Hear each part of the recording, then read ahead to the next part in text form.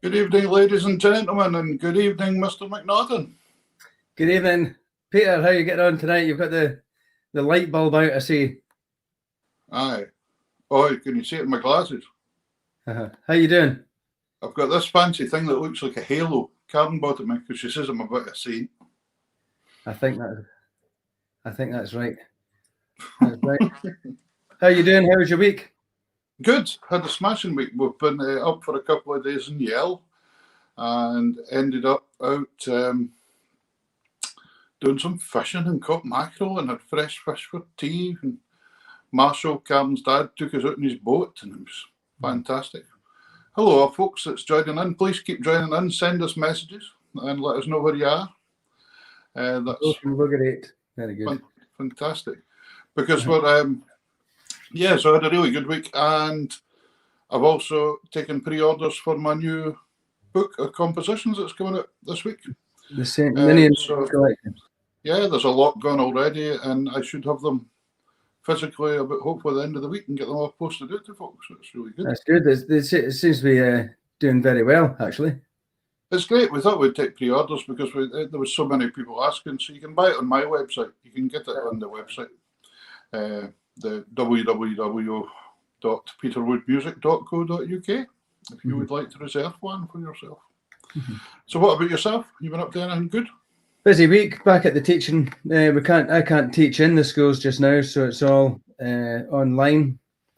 And it can't be during school hours, so I've got a window between 4 o'clock and 6:30 at night every night, and then on a Saturday morning. So I'm busy at these hours. There's Marjolaine, how you doing? So I'm busy teaching still, and then I've been busy. My legs are still sore from doing that little video. Hello, Peter. I thought that was really impressive up a bend. So that was good. And actually, on the way up, I just went in a boat. I know. I was cursing you. Actually, you looked like you had the easy broadcast to do. And I was going up. I've not been up for a while. I'm out of shape, and I was cursing you. It's very steep, and there's Craig, my cousin, and I was cursing you going up the hill, and a woman was coming down the hill, and we ended up speaking to each other. And I had my music stand, my bagpipes, and everything going up the hill, and she asked what on earth I was doing, and I said I was going up to have a tune, and she went, "Oh well, I was just up." Her husband had sadly passed away up the hill, and she was up doing a bit of maintenance on the bench, and I can't remember, but I think I'm pretty sure her name was Frances Smith, and after speaking to her, it turned out that her brother was the bass player in the Battersea Boys. Oh, all right, okay. So that cheered me up. And it just you never know who you, because the Battersea Boys are my favorite band, really. The Battersea Boys, they come up to, they used to, well, they've not been up for a wee while, but there was a thing up here, a festival called the Big Bannock. The Big Bannock Festival. A bannock's like a scone. Bannock. And the Battersea Boys used to come up every year and play that. They were local legends up in North Maven. They're great. I love the Battersea Boys. Yeah. So it was good. So, but yeah, of course, my book coming out this week, you're going to have to get up a higher hill than that. Yeah, I know. So we can do paragliding, something like that would do. Oh well, there's all sorts of stuff here. There's Ali Meek. Good lad. Anyway, folks, listen, we want you to send in messages. Carden's working away behind the scenes as Ghost Moderator, doing a sterling job. She's keeping this all together and keeping us all organised. And hopefully it's all going to go nice and smoothly. And we've got two great guests on for you tonight. We've got Lindsay Weir, the accordion player, on, and Pete Clark, the fiddle player. So we're going to have a bit of crack with these folks. So I think while folk are signing in and things and that, we'll play a couple of tunes. I'm going to start off with, what are you playing tonight? I'm going to play a couple of marches, a 2/4 and a 6/8. Okay, I'll do some jigs then. All right, okay. I'll do a couple of jigs tonight, and then will I go first, and that'll give you a chance to tune the old Owens. I'll try. Yeah, cool. What are you going to play tonight then? Don't know yet, but here we go. Take it away. We'll start off with. I'm going to start off with Ken Muir's Up in the Wall because I really like it. Very good. After that, we'll see what happens. Good. Cool. Here we go. Take it away.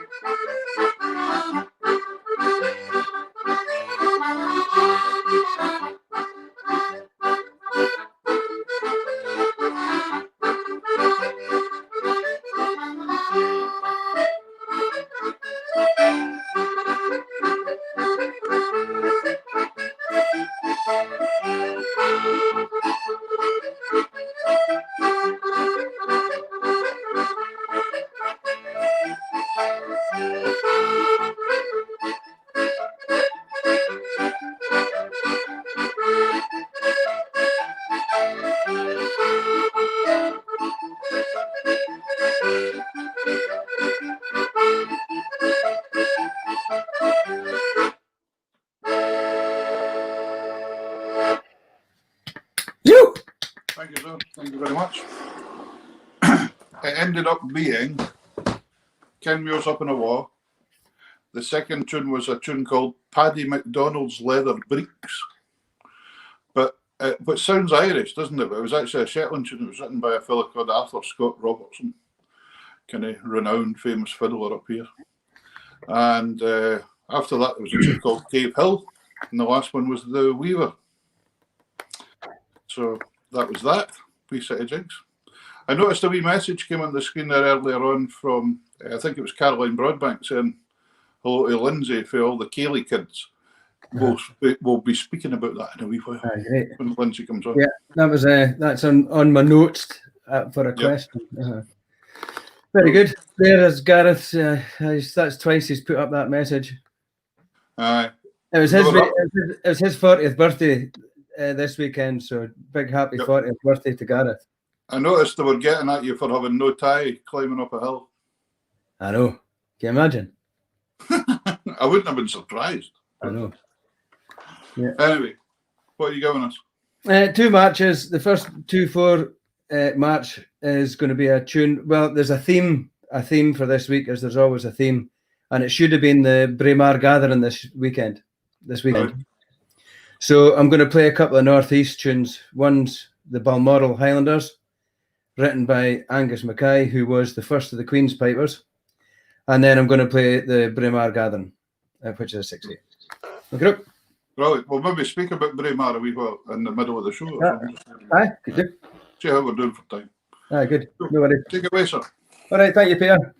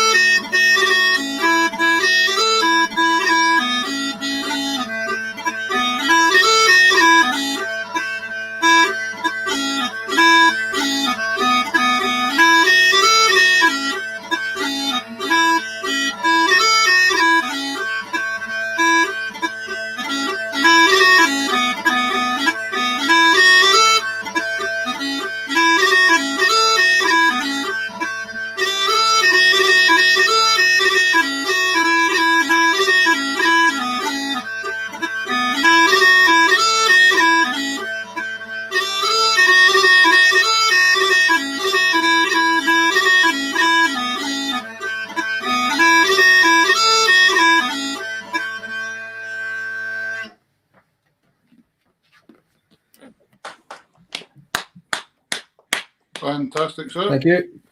One of my favourite 6/8. That's a cracker. J.S. McLennan. I love it.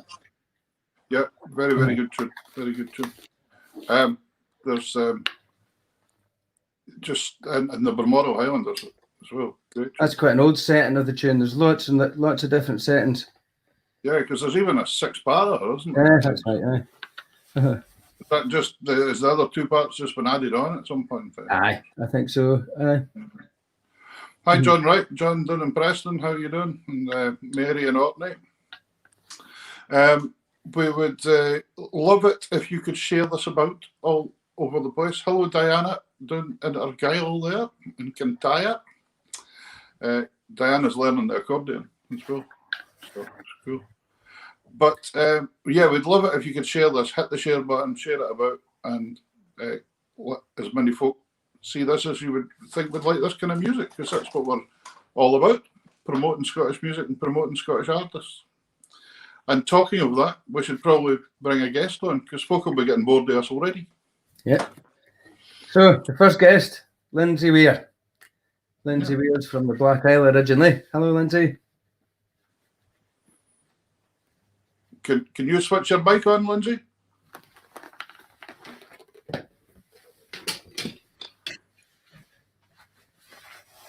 No, we still haven't got you. No, why are we not hearing Lindsay? Do you hear me now? No, we've got you now. We've got you now. How are you doing? Great. Okay. Oh, well, sorry about the technical hitch, but thanks for having me all the same. Welcome to the show, Lindsay. Great, thanks. Ross is the master of technical hitches now. The piper. A fact of my life these days, yeah. He's a piper. Yeah, I know. We're all getting so used to it, aren't we? All this. Oh well, it was just a bad signal. Never mind. We'll get there. So. Yeah. Hello. There's someone from Jenny from South Africa listening. Fantastic. And there's Eric Goodfellow. Hi, Eric. Fantastic having you on, Lindsay. How are you doing? Are you doing well? I'm fine, thank you. Yes, absolutely. Yes. You're like all the rest. Like all the rest of us, all the playing has stopped live. Nothing going on at all. Unfortunately, yes. Yeah. So it's nice that little things like this crop up. So it just gives you a focus again. So it's good. Good. Yeah, I think that was the kind of idea we had with this, that we were going to try and do something to bring folk in together and keep folk having that's interested in it, knowing we're still alive and things like that. And exactly. Just give a wee platform that we can. Obviously, we would love to be out there playing live again, but that doesn't happen. I mean, you have a very busy job anyway, and you're also exceptionally busy with playing. So this must have been quite a strange one for you. Did I not read something? Did you not tell me you'd done about 4 gigs in a row the week before lockdown or something like that? Yeah, it was just, I think, just the way things work out. And I think, well, in a way, looking back, it's kind of, I suppose, a nice thing, because January and February just happened to be really busy for us with the band work. And the last wee run just before the lockdown came in was just, it was kind of like the good old days. So we were literally kind of all over the country doing all sorts of different things, all really good nights. So I'm kind of glad that I mean, hopefully things will get started again, but I'm kind of glad that I had that wee run to finish things off at least. And as you say, Peter, it was, I think, just fairly typical of what my lifestyle was like until March, because I did those 4 gigs, and then the next day I was up pretty early and off on a flight for work to some Eastern European country, I think. So so I think maybe, I suppose, one of the positives of lockdown is that certainly at weekends the pace of life has certainly slowed down. So being a party animal like you are, you have to fit that in somewhere as well, don't you? So. Of course, yes, yeah. So we're kind of missing the party as well. So are you looking forward to getting back to just as busy as you were, or are you going to look at doing different stuff with the music, like? So busy, I haven't really thought that far. I think we just kind of have to wait and see what happens. It would obviously be great to be back doing the things that we used to do, and I'd love to get back to that. And I'm sure, if that happens, I'm sure I'll be quite happy to kind of slot into that busy lifestyle again. So good. Yeah. And you're really based exactly then. Sorry, what was that, Ross? Where is it you're based? That's a good question. Right now, I'm in Livingston. I'm been based here for quite some time now, but also I've always kept up the strong connections with Black Isle, Kilbokie. So I think as pretty much since my late teens, kind of been up and down the A9 constantly. That's pretty normal for me. And as it turned out, lockdown, I just happened to be in Kilbokie when all the travel restrictions came down. So lockdown for me was spent there, which wasn't necessarily a bad thing. Right out in the country, so lots of walks we could do and things. So yeah, it wasn't all bad. So anyway, we're going up and down the A9 as much. You've passed Ross's house many times as he's in Pitlochry. Yeah, yeah. But when people found out that he lives there, most people do just keep going right enough past. Yeah, and I meant to ask, and it's relevant to both guests tonight. I don't know if either of you or Pete Clark ever attend the Pitlochry Street Festival.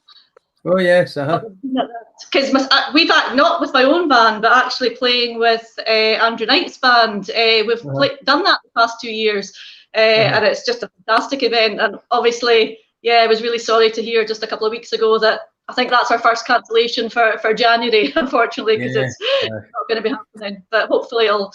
But it's great to see everybody dancing in the streets there.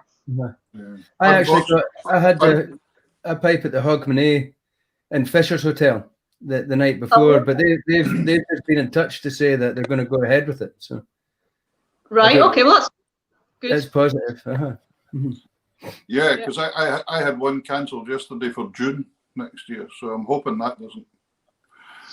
Hoping it doesn't become a trend. No, hope not. But tell us anyway. You mentioned Black Isle. You were born and brought up in the Black Isle. What drew you into the music? How did you end up playing the accordion? Yeah, well, I guess I owe that really, I would say, completely to my mum. That I started. She, of course, managed to get me lessons when I was about 6 years old.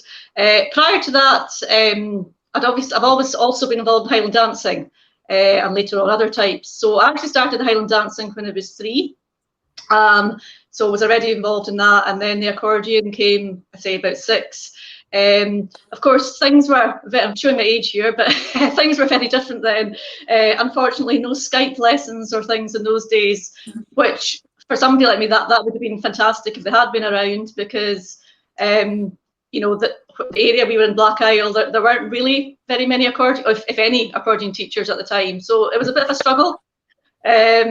So there was, I had a few sort of lessons here and there, and things kind of. So I'm kind of reading the messages at the same time. I need to learn to multitask.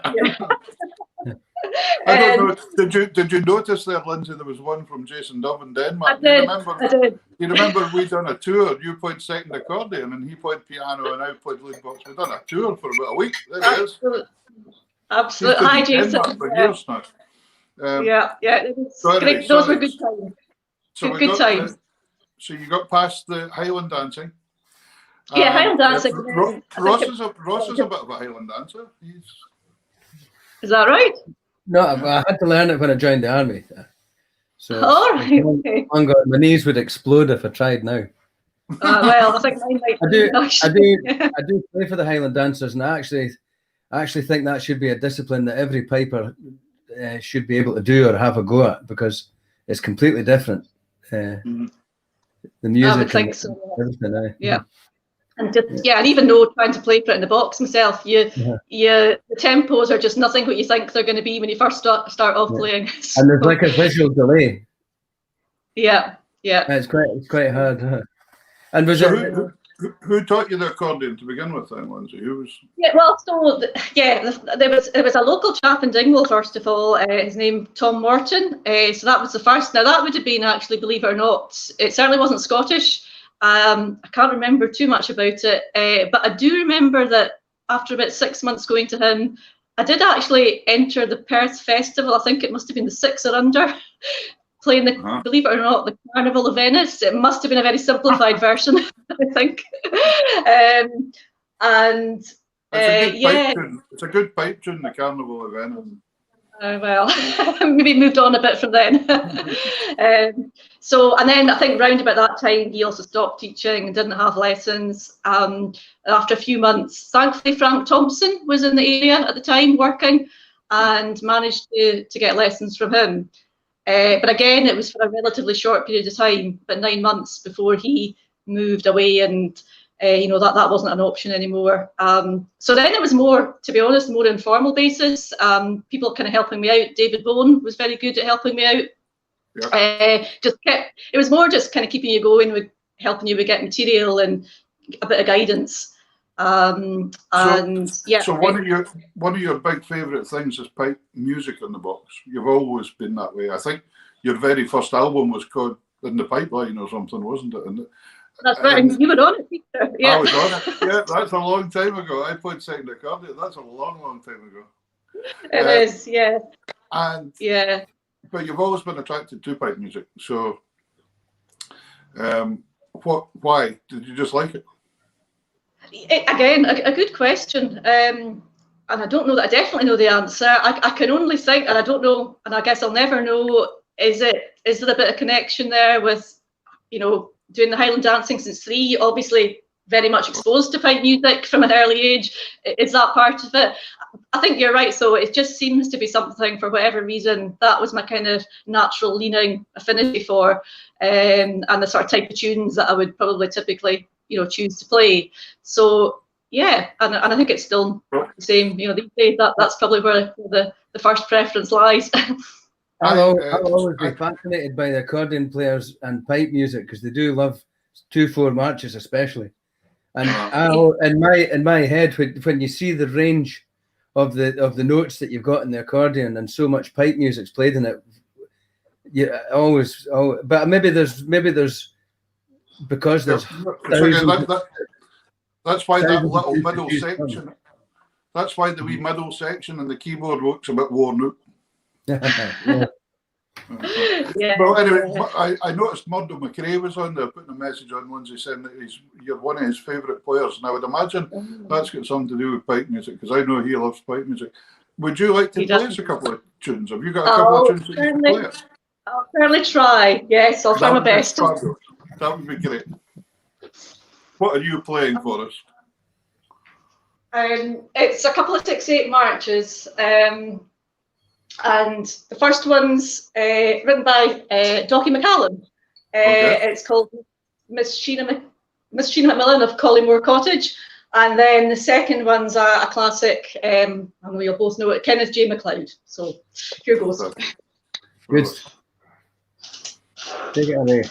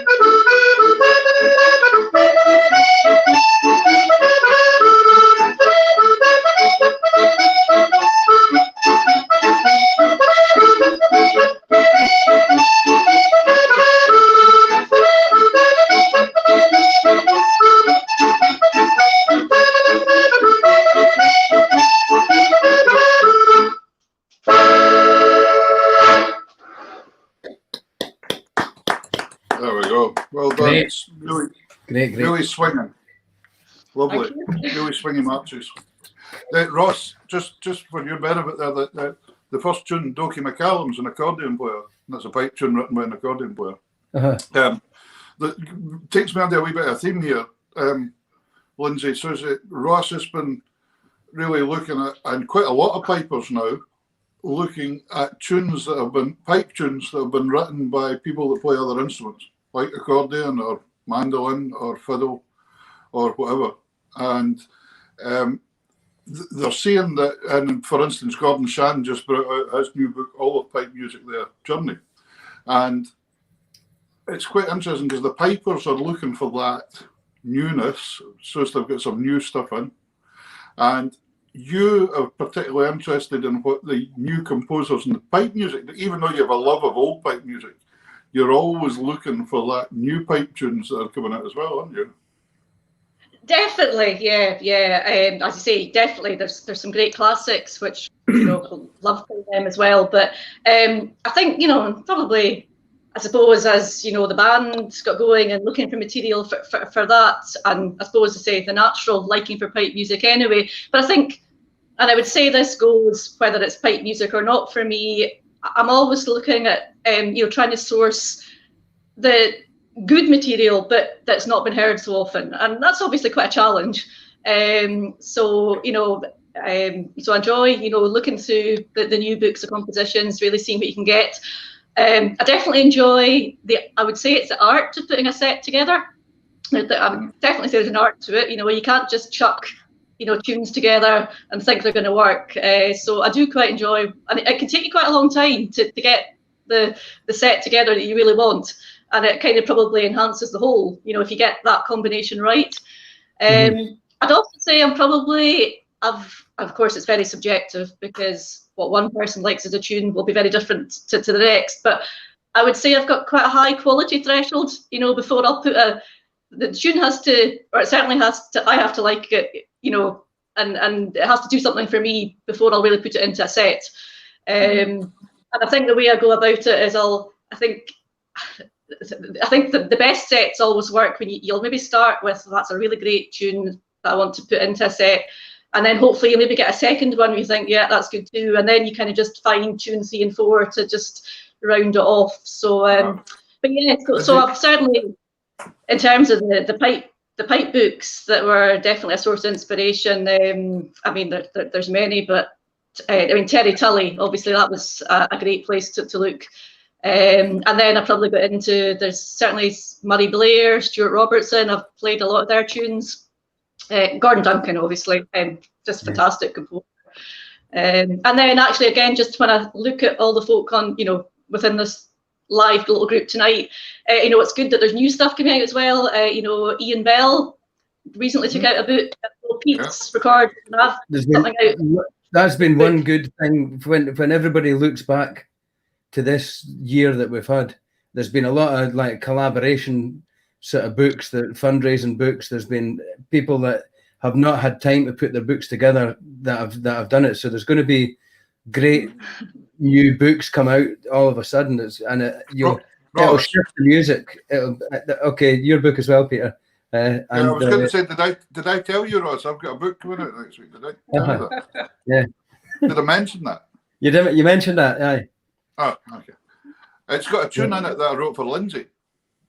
I wrote a tune called the Inside Out Fish Eater, a reel for Lindsay, 30 odd years ago, and it's in the book. Very good. Just in case I didn't mention it. No, you're right. You're right enough about set. I'm always interested on what people's thought process is for building sets, and how long that it takes to evolve to get the one that's the staple, the one that you keep. It's good. It's great. It's very fascinating. Also, another part of your experience of going into the music world was the show in Inverness, and I remember you doing the show in Inverness. Did you do this show for a couple of years? Yeah, I did 2.5 seasons. I did the second half of the 95 season, which was 8 weeks, and then I did the whole 96, 97 seasons, which I think it was pretty sure it was a 16-week run, and it was 6 nights a week. So it was a major commitment. And it certainly wasn't a situation where you could get a dip in to go off and do gigs on a Saturday or Sunday. It was a real commitment, and I loved that. It was good timing for me. I'd kind of just finished studying. It was good. I think it's always great to take the opportunities when they come along, and before you get too settled into the trackles of a heavy day job. So it was the right timing for me. Enjoyed it. Great experience. I learned a lot. Alan Kitchen was the musical director, who is just a fantastic professional musician. Amazing. So it was good, and it certainly stretched and challenged me a lot. Obviously, we were backing singers, so quite frequently everything was in D flat. So that was a challenge, and amazing arrangements from Alan. As the accordion player, you were responsible, because you were midied up, so you were responsible for the bass. But also there was quite a lot going on the right hand as well. Chords that at that point I'd probably never heard of, I had to learn. And also, all the little fill-ins for the singers.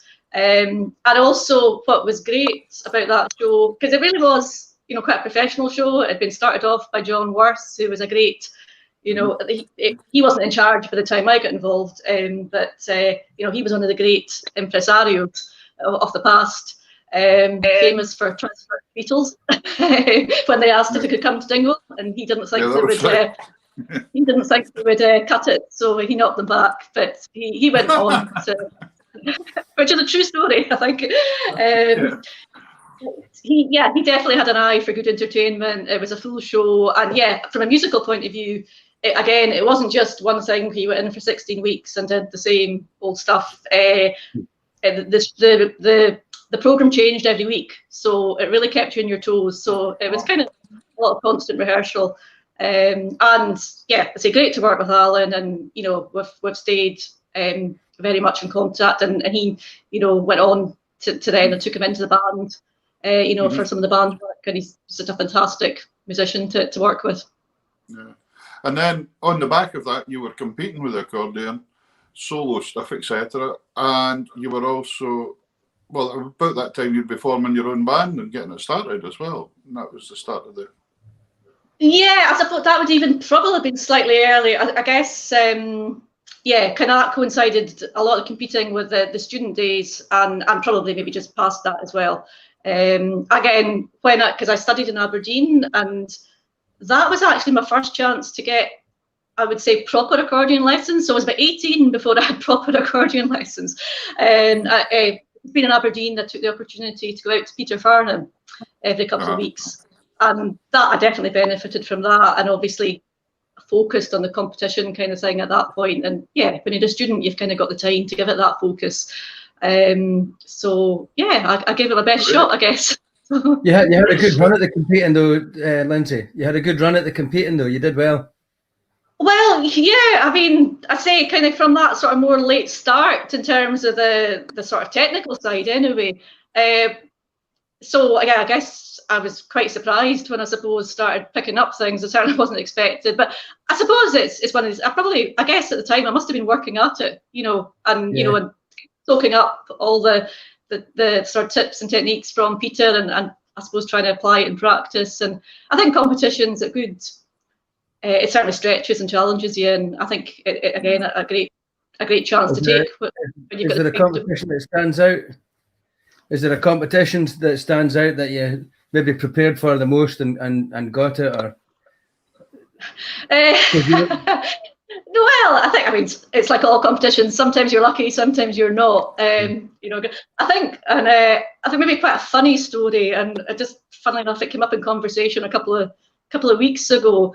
That the time that I won it was the first kind of major pipe section senior that I won. That was at the Musselburgh Festival, and it was Fraser McGlynn that was judging.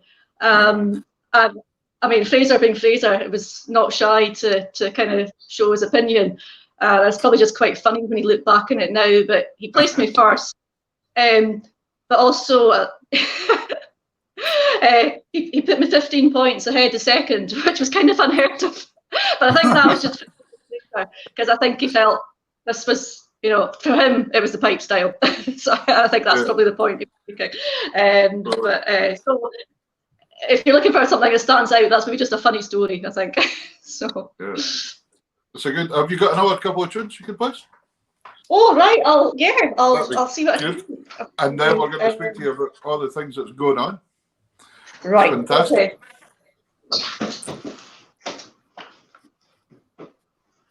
Okay. I'll try a 2/4 march here and a reel. So despite what I said about liking all the modern composers, I'm kind of going back to the classics here. Donald McLean's Farewell to Oban. Although there is a twist there because most people play it in A, but you're going to hear it in D tonight. And then the Brawler. Why is that? Why is that? Again, there's no particular answer when it comes to things for me, but I've been doing this for a while, and I just obviously I think previously I had played it in A. I like it in D. I think it just kind of gives it maybe a kind of West Coasty sort of just a little something different, a wee twist, which I quite like. So I just carry on doing it. Go for it. So here we go.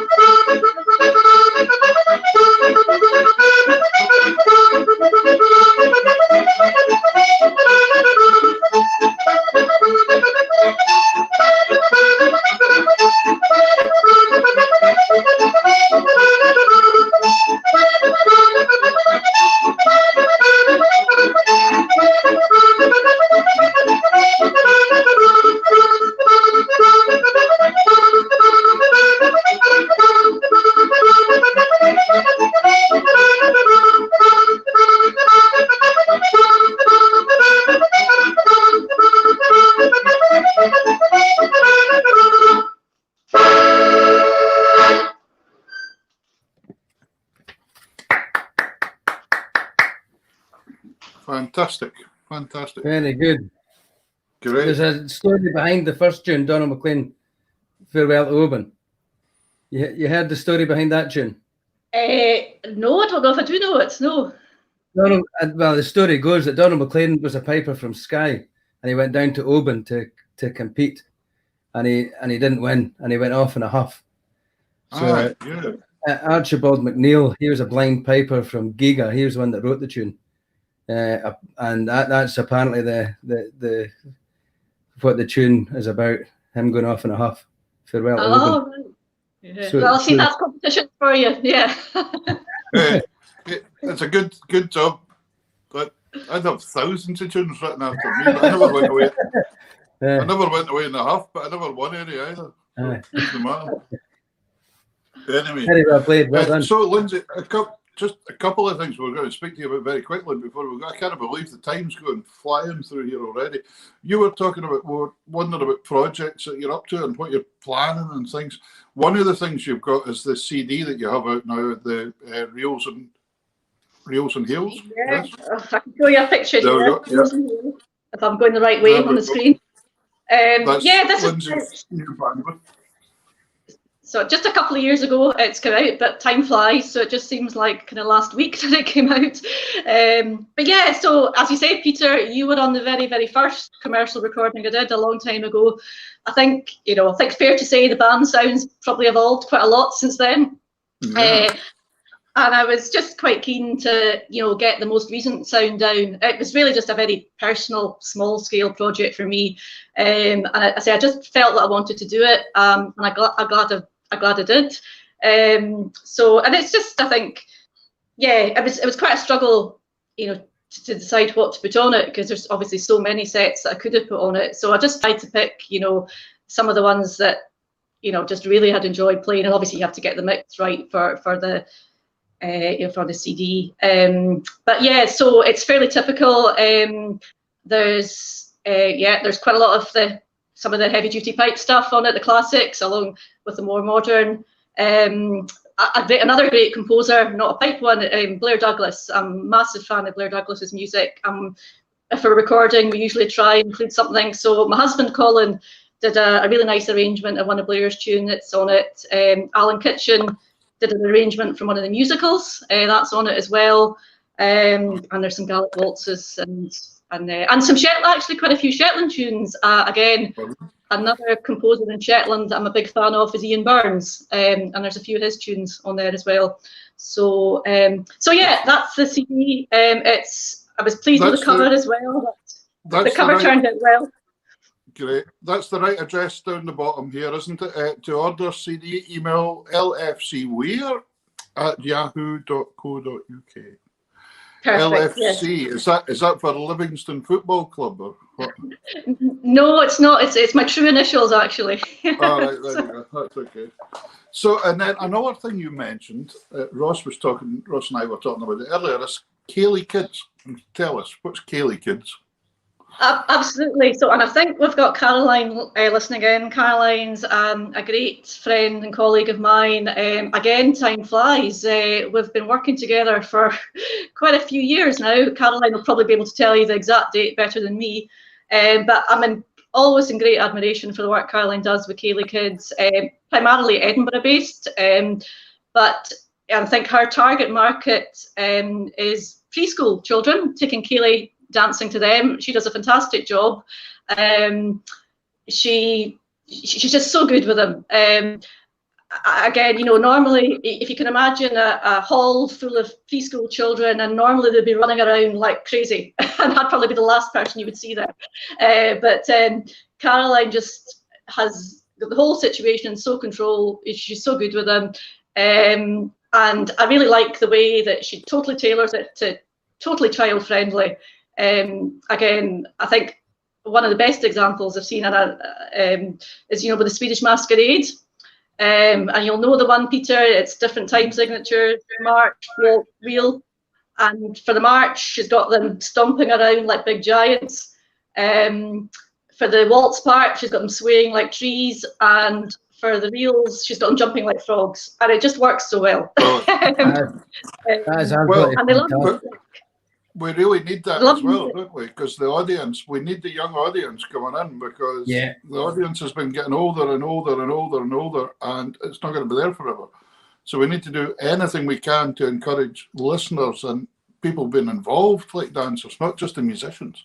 It's when musicians need audience and audience needs musicians. It works two ways. It's just absolutely, and so you get the kids, but also bearing in mind their parents are maybe 20, 30, 40, and they're really enjoying the Cayley music as well, which I think is important. It's again just taking it to that completely different audience. That's brilliant. Absolutely fantastic idea. Really good. Yeah. So have you any other quick projects you would like to mention before we have to say cheerio for the night? I know. I think we could talk all night. I think at this rate, but I like that. Giants, trees, and frogs. That has to be the name for a tune. There you go, Peter. Giants, trees, and frogs. Yeah. No, I say just hoping that things do. There are a few green shoots. I say it's been lovely to be invited here today. I've also been asked to, I think, record a podcast for RSCDS, so we'll need to get thinking about that. I mean, just for live, something similar to this. And yeah, actually, somebody booked me for a gig in November, very optimistically. I have to say, I don't know if it's going to go ahead, but at least people are trying. So yeah, good. Absolutely. Yeah. And I think there are people just hoping that we can get this some sort of under control to the extent that we can play again. And but we are finding new ways, and it's good and stuff just to keep youngsters going and things. It's just really difficult. But saying that, the one thing with the technology is youngsters are more used to it than even we are. So they adapt to it quite quickly, learning online and etc.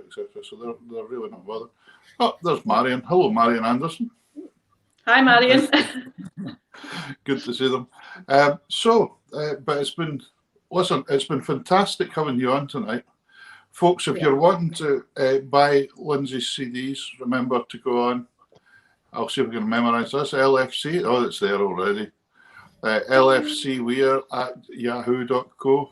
And if you want to look at our band website, that is www.highdrive.glasses.co.uk. High Drive. Who needs glasses isn't part of the website address. Okay. Can I give one quick thing? Just and I know you need to get on to your next guest, but just to give a shout out to Don McDonald. I don't know if he's listening, but I was actually playing Don's box tonight, and for a long story, I ended up with having Don's absolutely fantastic box through lockdown. I was supposed to have it a couple of weeks, but because of lockdown, I've now had it for 6 months, and it's just been absolutely fantastic to play. So if you're listening, Don, thanks again. And I was going to give it back to you this week, but Glasgow's gone back into lockdown, so I'm afraid I'll just have to keep it again. So I did see a video somewhere with his name down the front of your accordion. Were you playing it? And I thought, I wonder if she changed her name or something here. No, I'm sure you'll give it back eventually. Ross is a bit like that with ties. His pals lend him ties, and he never gives them back. And then he does things like wears them in the broadcast and the messages and say, "You've got my tie on." so it goes on. Lindsay, thank you so much for being a guest tonight, and I hope everyone works out and you have a great time soon. And I hope we'll catch up with you soon. So thanks so much for coming on. Thank you. See you around, Lindsay. Well done. Good luck. There we go. Fascinating. Another fascinating interview. Aye, brilliant. I love that Kaylee Kids idea. I think that's great. That should be something that a lot of people look into. Yeah, brilliant. Do you know something? We were going to do a bit of speaking in the middle, but I don't think we've got time to do so at all. I think we're going to bring on the next guest. There's Don McDonald coming on just now. Yeah, hi Don. Cracking goaler there, by the way, Don. It's a great sound. You'll be lucky if you ever get it back for Lindsay. Anyway, so who are we bringing on? We're bringing on nearly a next door neighbour of mine, just down the river, downstream, Peter Clark. Oh, Sunday name. Hello. Yeah, you keep calling him Peter all the time. I keep calling him Peter. It's Pete Clark. We'll get confused. Peter. Pete. How are you, sir? I'm very well, thank you, Peter. Aye, very well. I had a lovely sunny day in Loggerate, so I've been pottering about the garden and also doing a bit of training of the new puppy. He's a wee cocker spaniel called. He's not a cocker spaniel. Yes, he is. He's a cocker spaniel. I get muddled up between cockers and springers. And his name's Logie, as in Loggerate. And if we ever get a bitch, she's going to be Bonnie. So we'll have Loggerate and. Bonnie. Got you. Very good. I saw some videos actually you had on a picture online that you had of the dog. He looks a cracker. Yeah, he's a cracker. we had one, when you say about mixing up springers and cockers, we had one that was a mixture of both. He was a sprocker, spaniel. He was a. My dad was a gamekeeper, and they used to breed them that way. They thought they worked really well, this sprocker spaniel. So I don't know what the deal was. I don't know what the official difference is. Is it just size or what? I'm not very sure. Yeah, who knows? But so you're at Logie 8.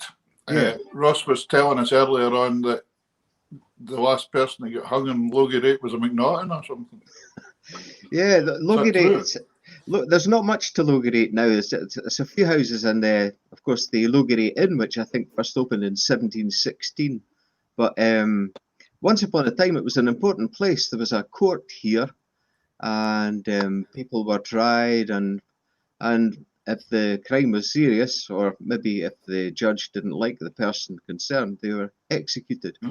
Our house is actually called Clash and Jor, which means the house of sorrow, or a place of weeping, and it's because the relatives of the poor people who had been executed used to gather here and mourn. So that was kept very quiet in the sales blurb when we were looking at this house. But it's a lovely spot. It's a nice bit of country. I think its importance is because it's just upstream of where the River Tay meets the River Tummel, so it's a natural sort of junction. It is a beautiful, beautiful place. Ross goes for a swim in the River Tummel every so often, he tells me. So. Oh, this year's been a good. Mullanan, there's a nice wee place there. Aye. Yeah, there's a good bit downstream from me, but I've not swum in it. I've just fished in it so far. Okay. Successfully, I hope. So, Pete, tell me, are you a Perthshire man born and bred then? Are you? No, I've been in Perthshire for 30 years, but I was born and grew up in Dunfermline in Fife, so I'm a Fifer. And were you playing fiddle when you were in Fife, or were you? Yeah, I went to school, St Leonard's Primary School in Dunfermline, and a fiddle teacher used to come round the school at the end of the school day and give lessons. Now, one day we were sitting in the school gym, and the teacher got one of my pals to get up and play the fiddle, which he just started learning, and I thought that was pretty cool. And coincidentally, just a day or two later, a note came around the classes saying, Mr. Grant, that was his name, Harry Grant from Salin in Fife. Mr. Grant had some spaces if anyone would like to learn the fiddle or violin. So I went home and asked my parents if I could get fiddle lessons, and they said yeah. So I think it cost them £2 a term, and they got half an hour every night, Monday, Tuesday, Wednesday, Thursday, Friday. It was incredible. It was a great teacher. It was a fantastic opportunity. And one thing I remember about his teaching and the music he gave us was there were no barriers. We had traditional tunes, Kerr's books, and so on. And at the same time, we had pieces of classical music. Music was music to Harry Grant. So that's where I started in Dunfermline Primary School, St Leonard's Primary School. But I think, and I mean, I think, but the learning that side of things, learning traditional, learning classical violin alongside each other, different styles, it's a wonderful experience and wonderful for building up technique in your own style and repertoire. I think, I don't know if you agree with that, but I do. People often ask, was I taught classically? And I suppose I kind of resent that, because I was taught how to play the violin. And, if you can learn as much about technique as possible, then you can apply it to whatever genre of music you choose to play, whether it's classical or rock or whatever. Yeah. So when you always taught, sorry, Ross. No, but back when you're learning, because we've had a lot of guests on that have been classically trained to start with, and is that possibly because the teachers at the school were classically? It's very possible. Very possible. And then as you get older, you get into like the fiddle clubs or the other styles. Maybe I don't know how it works. Or it's very different now to what it was. Some violin teachers are very much in the classical mold and haven't really dipped into trad scene. Sometimes in the past it was looked upon as something inferior. Now it's got an elevated status due to all the courses which you see in places like the Conservatoire, Royal Conservatoire of Scotland in Edinburgh and in Glasgow, and Newcastle University's got a trad course and so on. So the trad scene and the trad fiddle playing is not the underdog it once was, I don't think, and it's important, I think, to have no blinkers when it comes to music. But did you find yourself you were attracted to the traditional music? Yeah, very much so. Initially, I wasn't. I think partly because of the shortbread, tartan and shortbread image it used to have. Yeah. But these shows that are called things like Scottish Sessions and Tartan Tunes.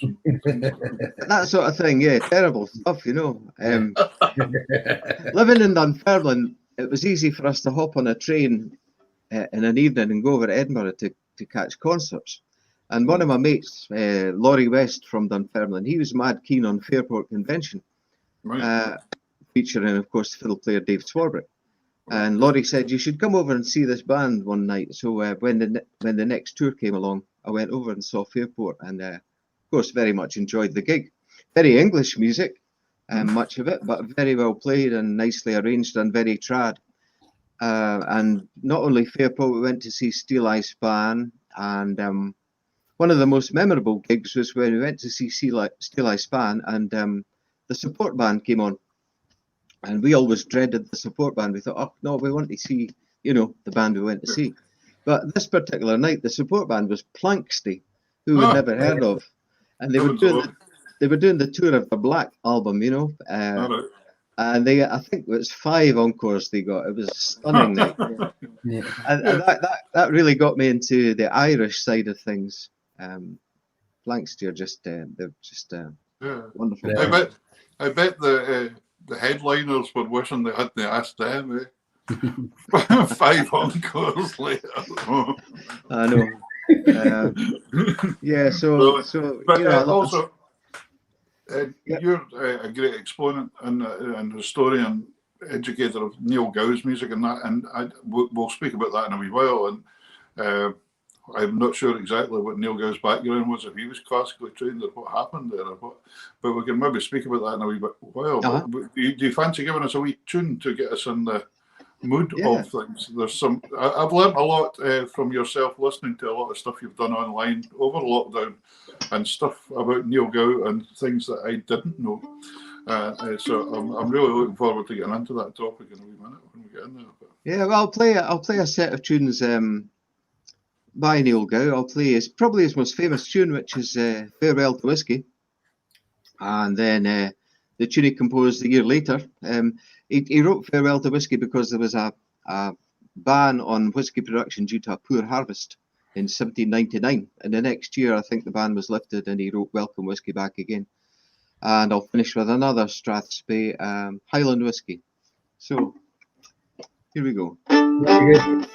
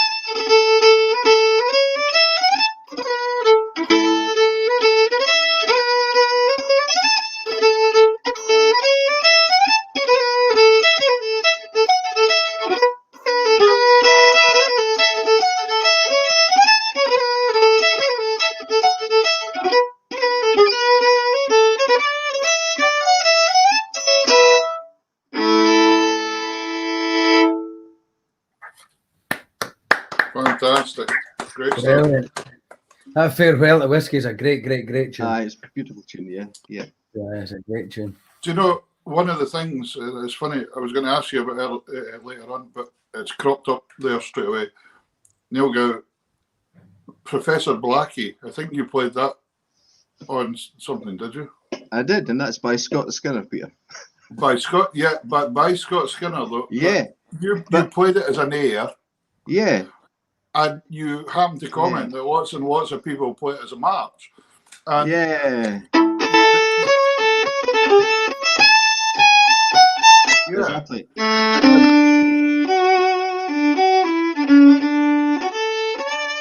You know, Skinner said in his music, he said, sadly, I think it was. Yeah. And then that's just happened there straight away, though, with a Gow tune that you played us. Yeah. Farewell to Whiskey. That's what I was pulling the quite often dance bands and all that playing it as a reel. Yeah. This big heavy-handed hum dum dum dum dum dum. But when you hear the tune as an air, that's what it's supposed to be, isn't it? That's the feeling in it. There's another tune. Nathaniel Gow wrote a lament for the death of one of his brothers. It's and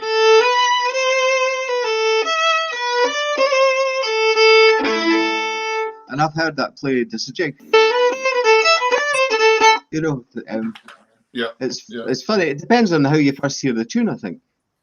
Absolutely, but Farewell to Whiskey to me is an air. It's beautiful. As Ross says, it's a beautiful tune.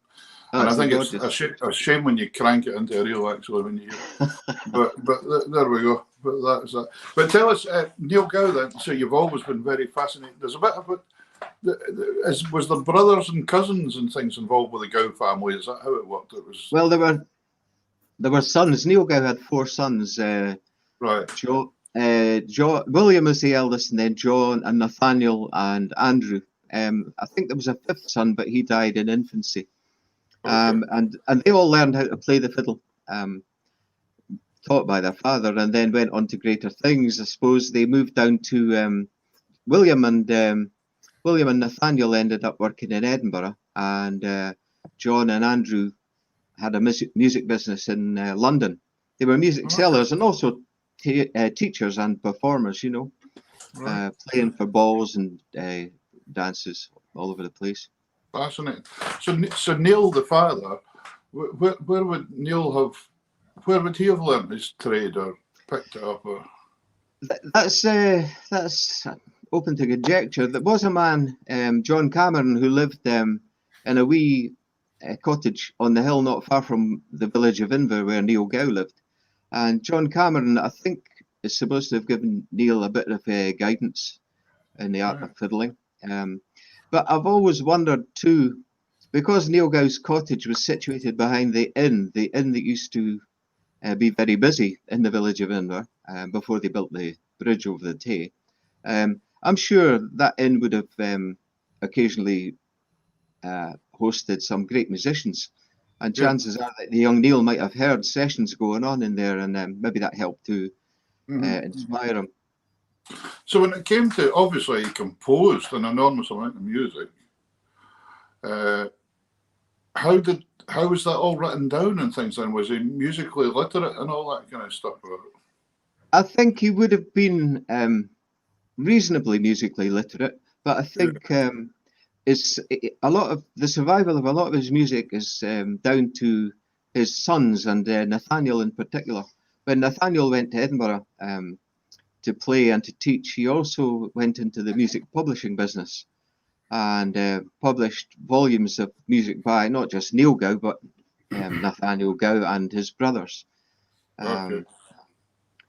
So Nathaniel was very, very musically educated. Okay, it's quite interesting that these books that they didn't really they were unaffordable before you could have paper. You know, paper was still to come. You know, the music was been there for years and years and years before it, but the technology to actually print at a price that people could afford to buy, you know, that would all happen much later.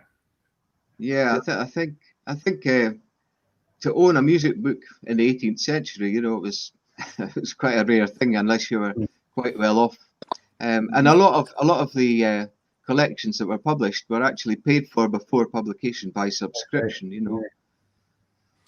Okay. Yeah. So Neil himself then was he like playing for dancing? Was he like a dance master like Skinner or any of them, or was he? Yeah, I think he taught dancing and played for dancing. One of his patrons was his two patrons were the Duke and Duchess of Atholl, and he'd play a lot for their parties. But I'm sure he would have taught dancing as well as fiddle playing, and his gigs would have been largely for dancing too. One of his regular playing companions was his brother Donald, who played the cello. So Donald Gow would be pumping out a bass line on cello, and Neil would be fiddling along with that. And sometimes the band would be augmented if it was a big occasion. There'd be several fiddlers playing. And you recorded an album yourself with cello as well, didn't you? Did you do something? I did about 20. Now let me think. 1998. I did a recording on the Blair Castle fiddle. We recorded that in the ballroom at Blair Castle. And then 3 years ago in 2017, I recorded. Chance for an advert. I recorded absolutely this album, and can you see that? Yeah, it's that particular fiddle is not the Blair Castle fiddle. That's a different one. Which there was lots of tales about that particular fiddle, but nobody knew what happened to it. And then it resurfaced about 10 years ago, and it had been passed after Neil Gow left it to one of his friends. His friend gave it to his friend, and then his friend sold it, and it just disappeared. And then I got a phone call about 10 years ago from a clergyman in the Borders who said that he had something of interest, which I might like to see, and it turned out to be that fiddle, which is a copy of an instrument by Gasparo da Salo. He was a legendary fiddle maker in 17th century Italy. Okay. So I recorded an album on that fiddle as well. Wow. And was that a good instrument? Yeah. It's lovely. It's these old fiddles are very, very fragile. They're covered in scars, you know. It's part of the instrument's history. You know, folks say, you look at the state of that instrument, but you know, if my fiddle gets a scratch or a bash, that remains with me, and I remember how it happened. You know, it was a great fiddle to play. It really, really sung its head off. You know, beautiful. And that's amazing. That's amazing. The story obviously followed that instrument for the clergyman to know where it had come from. So yeah, and I mean, 250 years old at least, and it still plays well. You know. And where is that now? Is that the one that's in Weir Castle? No, that one is owned by a private family in the Central Belt in Scotland. Yes. That's fantastic. So that album, the CD you put up there now, was that what that's called? Neil Gow's Fiddle. Yeah, Neil Gow's Fiddle, and I recorded it. I recorded half of the tracks solo in the wee church at Burnham at Little Dunkeld, and half of the tracks in Pitlochry in Muriel Johnson's house. Muriel's a fabulous piano player, as you know, and so half of the tracks feature Muriel on piano. That last video, the last video you uploaded with Muriel and the dogs accompanying you, is a classic. It's starting to be a bit of a acropolis, this Pitlochry place. There's musicians all over the place coming out of there. The whole Highland Perch is great. You really should meet each other and face to face someday. We'll do that. But interestingly, when you're talking about composition and that era where you couldn't have owned a music book, or rarely would people own a music book. I mean, the era that Neil Gow was born, like, what was it, early 1720s? Yeah, 1727. So he would have been good. He would have been a man when all the 1745 sort of stuff was going on. So there must have been huge changes in society and everything. There must have been great opportunity or mindset to create music, or even just reflect what you're seeing through the music. There must have been a brilliant era for musicians, actually. I think also a dangerous era for musicians. You know, what side of the fence do you sit on? Neil Gow was 17 in 1745, and he played for Bonnie Prince Charlie and his entourage when they stopped off at Dunkeld. Oh. And then the story has it that Neil got caught up in the whole emotion of the event and marched with the Jacobites as far as Perth. And then the next morning he must have woke up and thought, well, maybe this isn't such a good idea, and headed back north to the wee village of Inver. And it's just as well, or we might never have got his music, you know. Yeah, absolutely. Wow. And is it right that Robbie Burns and Neil Gow had performed in the same day or place? Or Burns, when Burns found success, he made a tour of the Scottish Highlands, and one of the stops he wanted to do was at Dunkeld to meet Neil Gow, because he'd used many of Gow's tunes for his songs, and so they did meet in 1787, and I'm sure they just had a good crack and a wee drink and talked about songs and tunes and all the rest of it. You know? Now, to be a fly on the wall at that moment, that must have been great. Aye. I was involved about I don't know, 15 years ago or so. I was involved in a wee radio program where Michael Mara was playing the role of Neil Gow, and it was a recreation of that meeting between Gow and Burns, you know, and I was there just providing the fiddle effects.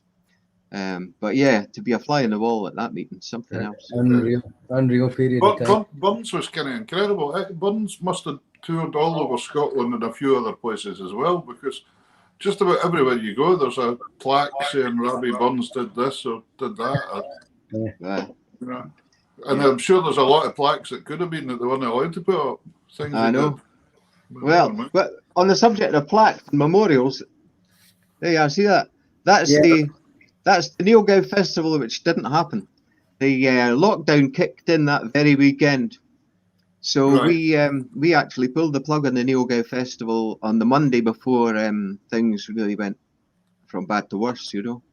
So I was going to ask you about that, because you're quite involved with organising the festival, aren't you, the Neil Gow Festival? Yeah, this year would have been its 17th year, and we've actually one of the objectives of the festival was to raise money to put up some sort of nice memorial to Neil Gow in Dunkeld or Burnham or that area. And we've actually achieved it in as much as a life-size bronze of Gow has been made by Scottish sculptor David Annand, David Annand. And we had hoped to have that unveiled either during the festival or shortly after it, but that's kind of been put on hold. But we're hopeful that by the end of the year we'll have a life-size bronze of Neil Gow standing just on the Burnham side of Dunkeld Bridge, looking towards the village of Inver. That's brilliant. Great stuff. Very, very interesting. And the festival has run, obviously, you take us through the festival. There's workshops, there's all sorts of things at the festival, isn't there? When you have it? Yeah, it runs Friday night to Sunday tea time, and Friday night is a solo fiddle concert.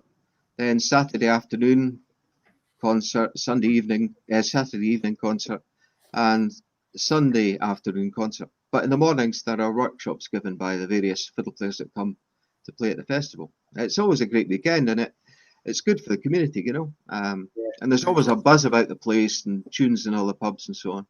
Yeah, so hopefully we'll be able to do it in 2021. But we'll just just all over the place. We just don't know what's happening from day to day just now. It's so difficult. What would you like to play us? Give us another tune. I'm fair enjoying this tonight.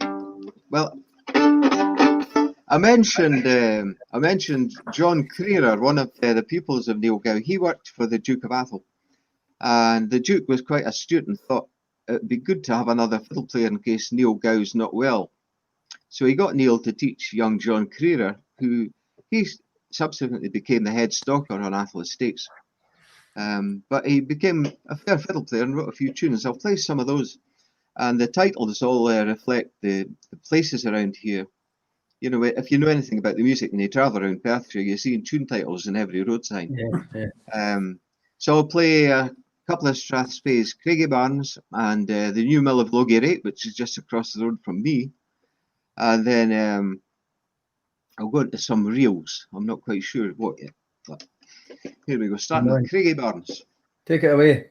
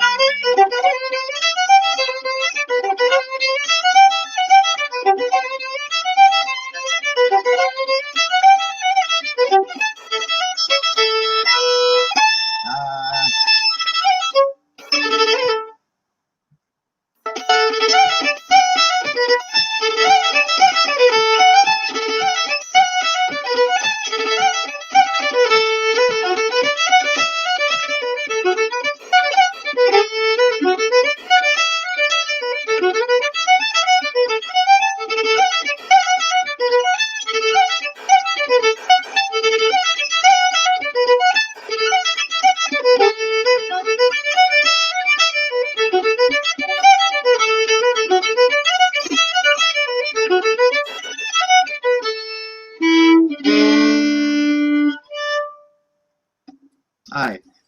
The reels, Oh, that's great. the reels are Good the man. reels are Farragon, which is the name of a hill up Strathpay, and then the last one was the Pitnacree Ferryman, and I couldn't mind the start of it, but I got it eventually. I've seen that Yeah, go on. Pitnacree Ferryman. I think it was in the Alan MacDonald book. Aye, The book. And I wondered if it was the same Pitnacree. aye, it will be, I'm sure. I wondered that because I went through a lot of the old piping books. I got inherited a lot of old piping books, like the classic old ones, and I've picked out all the Perthshire name tunes. Aye, I do that too. Smith to Killyhassy. You know, there's The a lot. first time I heard that Pitnacree Ferryman was on. Do you mind the Silly Wizard album, So Many Patterns? Oh, yeah. It's a lovely old album, and it's Pitnacree Ferryman's on that. Yeah. Yeah, great tune. Some great tunes kind of it. Great. Uh-huh. What was I going to ask you? Yeah. So you're a very busy man. I noticed. Is that the right website we're using there? The www.pete. Yeah, that's it. That's Folks, the website. obviously this is all recorded, so you can always look back. But the website's another that of the guests. We will put up on our Facebook page as well to make sure you can get a hold of everybody. And yeah, Adam, you're absolutely right. Pete is a font of knowledge, and That's very polite. yeah, he did say font. It's okay. And A font of knowledge, indeed. but the thing is that folks go on to Pete's website, I've been on it 2 or 3 times in the last couple of days. It's a really great website, and you'll find on it there all the things that we don't know about Pete Clark. Sometimes you're an artist, you do a lot of painting, you're into nature, and you're into trout fishing. Well, all fishing. I love fishing. Just anything. Love fishing, and wherever I go, wherever I go for a gig, you know, this country or other countries, my first thought is, what's the fishing like there? You know, what species do you get there? I was one of my friends and a very good friend of yours, Gregor Lowry, and you done the Trout tour, didn't you? The Trouty tour. Yeah, that's another thing that got knocked on the head this year. We started doing the Trout tour 11 years ago. In midsummer, I had this idea with a friend of mine, Jamie Johnsey, who did the first couple of tours. But we thought it would be great to actually fix up a tour around the northwest of Scotland and pick hotels where the fishing was really good and offer to do a gig in the bar in exchange for bed and breakfast and some fishing. And that was going to be its 11th year this year. It's been great fun, you know. We've fished all sorts of places, met all sorts of people, and had some great crack, you know. Great. I remember seeing a video. There was a video online or something. There was something on YouTube or something for a while, and it was great fun. This tour and off catching. What have you got today? Not very much. Yeah. Okay. Yeah. Well, that's it. But there's a wee link on my website. If you click on one of the pictures, you can actually watch a film of the Trout tour. It's not all fishing, you know, but it's. That's probably what I saw. Because I was talking to someone the other night where I think it was Ross's brother-in-law. I was messaging him. We were talking about fishing, and it's Doug, and we were talking about fishing because he had seen me at the mackerel the other night on something, and we were talking about trout fishing up here in Shetland. Have you been up in Shetland, Peter? Have you been up here? I've been to Shetland, I think, once many years ago. I've not actually fished in Shetland. There's great fishing because there's about 100 lochs or something like that, and they're all free, and you just go for it. And you hardly ever see anybody else in the loch, but there's one of the big lochs got Arctic char in it as well. And but I've never managed to catch one of them because they lie so deep. It's the deepest loch in Shetland, the Girlster Loch. And, you would have to drop something down to the bottom to tempt them out. But but it sounds fascinating. The music and the trout fishing goes very well together, I think. And if you ever need somebody else to come along and hold a rod, I'll come along. Yeah, few people get crashing that one, I'm sure. Yeah, absolutely. So I also noticed you're doing a bit of teaching online as well. Yeah, I've been doing a wee bit online. It's not the same as face to face, but I've done a bit online. I've got a couple of students are coming back now, and we stay socially distanced and all the rest of it, you know. Yeah. But Peter mentioned about teaching there and being a font of knowledge. But I'm right in saying you taught at the conservatoire. Is that right? Yeah, I was there for almost 15 years, I think. Just I commute down from Dunkeld, Burnham, where I lived. I was lucky. I lived at that time just a couple of minutes walk from the station. So in the morning, I'd stroll up the station, hop on a train, get off in the middle of Glasgow a couple of hours later. Yeah. Did that for about 15 years, but eventually I thought, well, time for a change, and I'd had enough of the commute, you know. But it was good. It was good. I met a lot of great musicians in their formative years. When was that? When was the 15-year period? Well, I packed it in, I think, about 3 years ago, about 2017, or maybe in 16.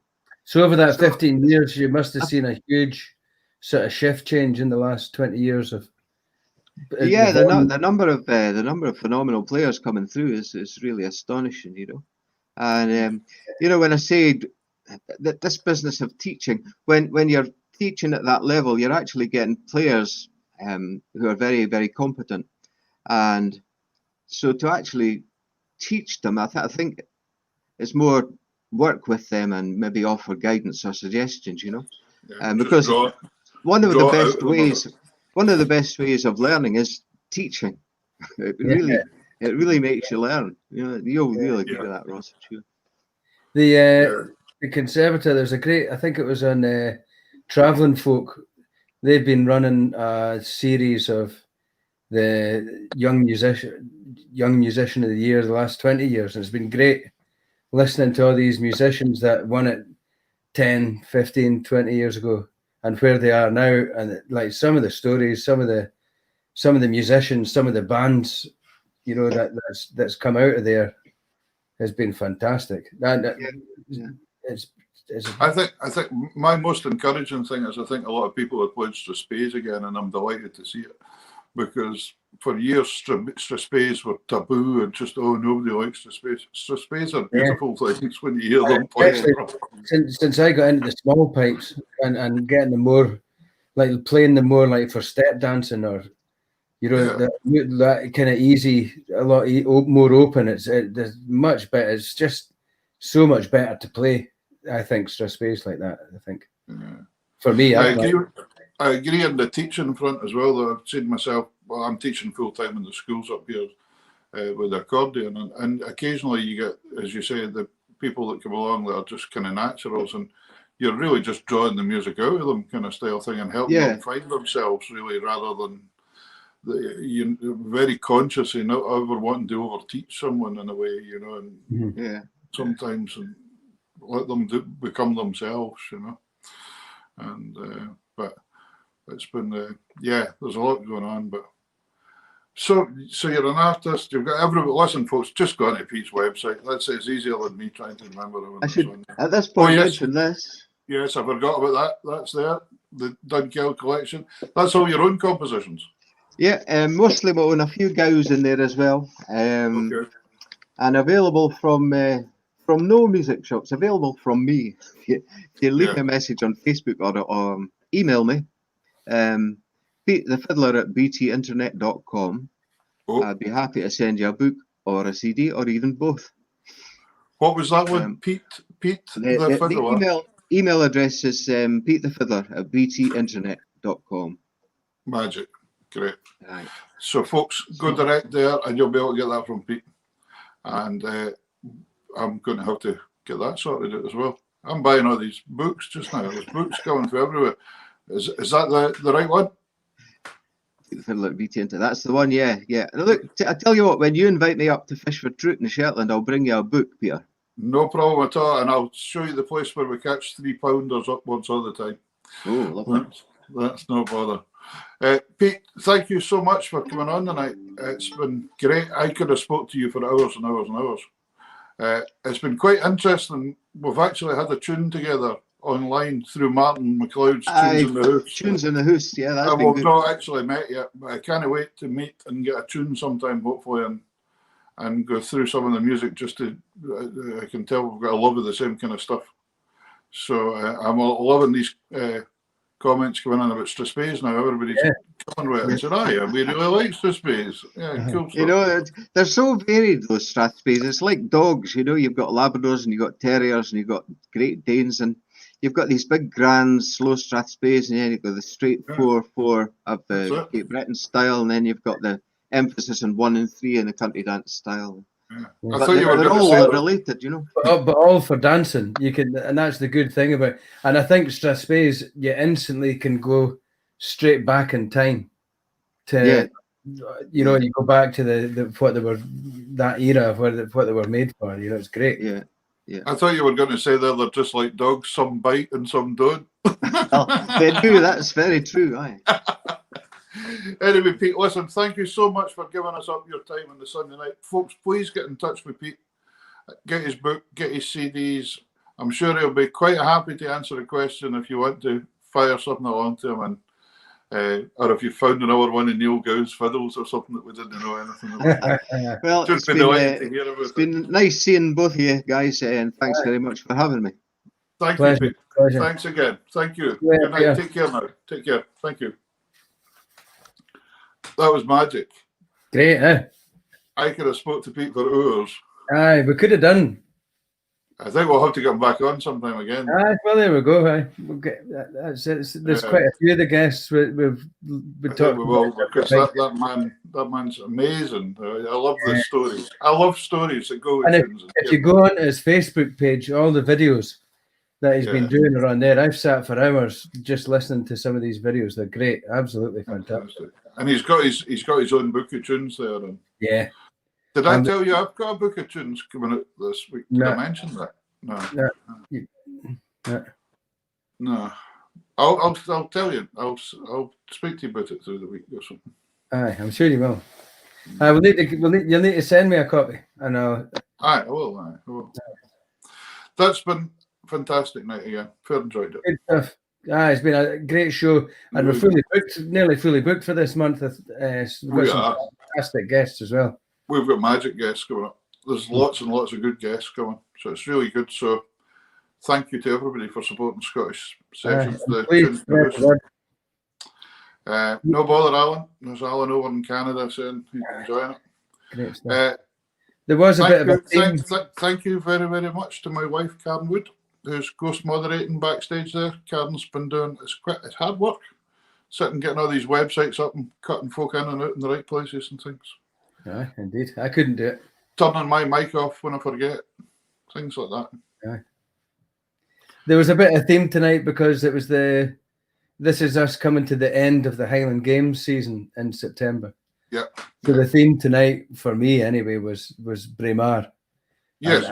That area of Aberdeen. As it happens, next weekend would have been the Pitlochry Highland Games. Right. We can maybe speak about that a wee bit next week. But that'll be. I'll theme some music for that next week. Did you know? I was reading earlier on Braemar gathering. It was a way back about the 11th century. They reckon that really actually started.